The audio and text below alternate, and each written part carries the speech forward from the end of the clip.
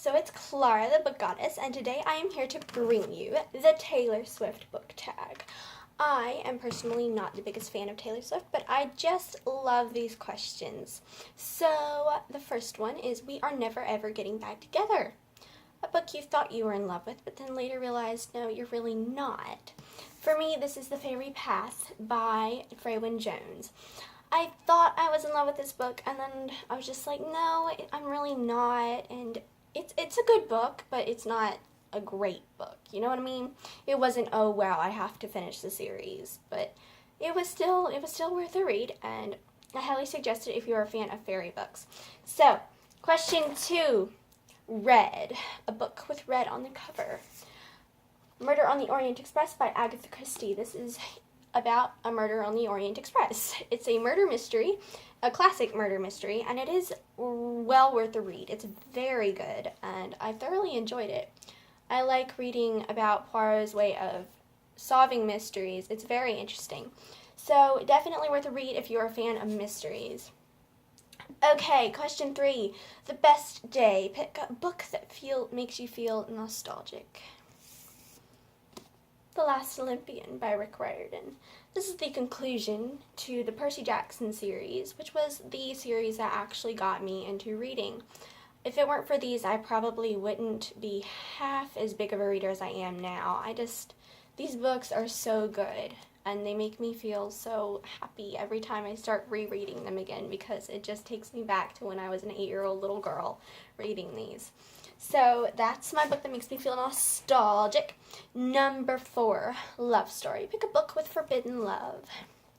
Winter by Marissa Meyer. This is the conclusion to the Lunar Chronicles series, and there is forbidden love in this. It's not like, oh, wow, that cannot happen, but it's still forbidden because Winter is a princess and she falls in love with Jason, who is her guard, and it's just not allowed, because she's a princess and she's supposed to be married for political gain instead of love. I mean, it's great if she's in love with the guy she marries, but if there's not political gain involved, she's not supposed to marry that guy, But it's a beautiful love story, and I love this book.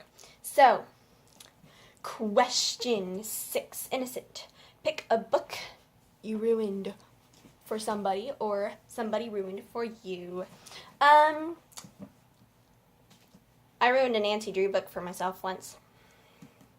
Honestly, I did. I looked ahead and quickly regretted it. So if you're ever reading mystery, don't look ahead. Don't, okay? Because you'll quickly realize, oh, I shouldn't have done that. Okay, number 7, Everything Has Changed. Pick a character that went through extensive character development. Scarlett O'Hara from Gone with the Wind, and Scarlett.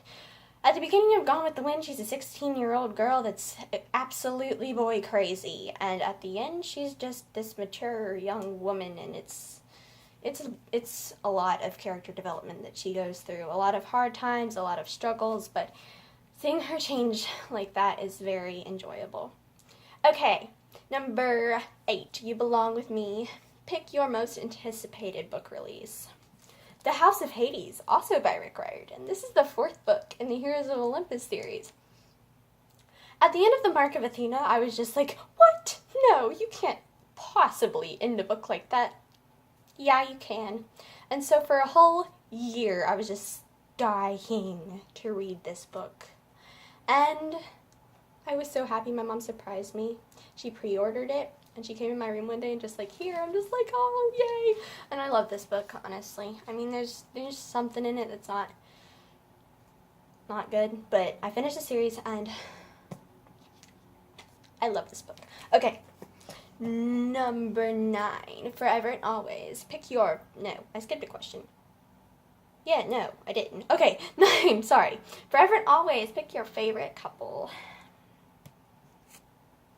Wooflet, Wooflet, Wooflet, forever. Scarlet and Woof from the Lunar Chronicles, guys. I love them. They're made for each other. They're perfect. Okay, that's enough. I don't need to get on a rant about Woof and Scarlet because, oh, guys, they're just amazing. Okay. Number 10, Come Back, Be Here, a book you're least likely to lend out for fear that you will miss it too much. Either Winter by Marissa Meyer, because I have been recently just reading over and over and over again my favorite parts in that book, or Paint Death by Cornelia Funk. I love seeing this book on my shelf because this is my second favorite book in the world. I love it. It's so good, and oh, guys, I would tell you what this book is about, but because it's the conclusion to a trilogy, I'd probably spoil something, and I don't want to do that, but you should totally read these books if you are a big reader. This book is about, this series is about the power of words and writing and stories, and it truly just makes you so happy, and the world building in that series is so perfect. Like, if I could replicate Cornelia Funk's world building, oh, I would be the happiest woman in the world, okay? Number 11, Teardrops on My Guitar, a book that made you cry a whole lot. Gone with the Wind by Margaret Mitchell. I was a wreck at the end of this book, a complete wreck for like 3 hours. I could not stop crying. But it was a wonderful book. You may have seen the movie. It came out in like 1939. It's a classic movie. And this book is a love story between Scarlett O'Hara and Rhett Butler, and it is beautiful, even though it leaves you absolutely bawling at the end of it, if you're an emotional person that cries at the end of the books. Okay, last question. Shake It Off, a book that a lot of people hate, but you love, and you really don't care what other people think about it. Scarlet by Alexandra Ripley. This is the sequel to Gone with the Wind. Whew, if you go on those Amazon reviews, it's just like, pretend Scarlet was never written, and I'm over here just like, I loved it, every second of it. I didn't want to put it down. It was that good. So yes, it's the 800-page sequel to Gone with the Wind, and it is so good, because parts of it are in Ireland, and it is just so good. It makes you happy and sad, and it's just the perfect way to end the story of Scarlett and Rhett. So, that's it for the Taylor Swift book tag. I am probably going to make this the week of tags, except for like Wednesday, because then I have to do my August wrap up, because Thursday, first month of September, and I am starting school. So, that's it. Love you guys. Don't forget to follow the blog and subscribe. So thank you. Bye.